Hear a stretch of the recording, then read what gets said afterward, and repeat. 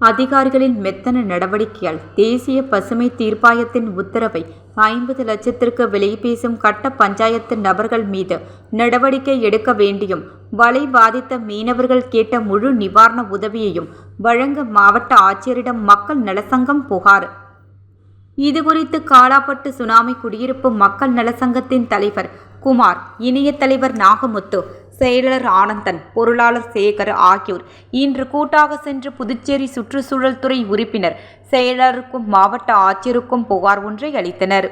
அந்த புகாரில் கூறியிருப்பதாவது: புதுச்சேரி பெரிய காலாப்பட்டு மாத்தூர் சாலையில் உள்ள சொலரா ஆக்டிவ் பார்மா சயின்ஸ் என்ற தனியார் மருந்து தொழிற்சாலையின் கடலில் துண்டித்து விடப்பட்ட கழிவுநீர் குழாயால் மீனவர்களின் வலை பாதித்த மீனவர்கள் புகார் காரணமாக சுனாமி குடியிருப்பு மக்கள் நலசங்கம் சார்பில் சென்னை தெற்கு மண்டல தேசிய பசுமை தீர்ப்பாயத்தில் கடந்த 2023 வழக்கு எண் 189 2023 வழக்கு தொடர்ந்து 22/1/2025 அன்று வழக்கின் தீர்ப்பில் 3 மாதத்தில் கடலில் உள்ள கழிவுநீர் குழாய்களை வெளியே எடுக்கவும், வலையிழந்த மீனவர்களுக்கு 10 லட்சம் இழப்பீடு வழங்கவும் 7/4/2025 முன்பாக எடுத்த நடவடிக்கைகளை பட்டியலிடவும் புதுச்சேரி சுற்றுச்சூழல் துறைக்கும் மாவட்ட நிர்வாகத்திற்கும் உத்தரவிட்டது.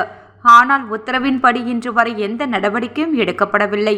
வலையிழந்த மீனவர்கள் கடந்த 21/3/2025 இழப்பீடு கேட்டு புதுச்சேரி சுற்றுச்சூழல் துறைக்கு கடிதம் அளித்துள்ளனர். தீர்ப்பின்படி அதிகாரிகள் காலத்தோடு நடவடிக்கை எடுக்காததால் இதனை பயன்படுத்தி காலாப்பட்டில் சிலர் கட்ட பஞ்சாயத்து செய்து கொண்டு கிராம பஞ்சாயத்து என்ற பெயரில் சங்க நிர்வாகிகளை கொலை மிரட்டல் விடுத்தும், தீர்ப்பாய உத்தரவுப்படி குழாய்களை வெளியே எடுக்காமல் இருக்க கம்பெனியில் சிலர் உத்தரவை 50 லட்சத்திற்கு பேரம் பேசி வருகின்றனர். இந்த நிலையில் நேற்று மீனவர்களின் வலை பாதிப்பு நிவாரணமாக சராசரியாக 10,000 வழங்க மீன்வளத்துறை வாயிலாக தெரிவித்துள்ளது. 1 லட்சம் மதிப்பிலான பெரிய வலைக்கும் 10,000 சிறிய நெத்திலி வலைக்கும் ரூபாய் 10,000 என ஒரே அளவில் நிவாரணம் வழங்க முடிவு செய்தது என்பது தவறான நடவடிக்கை.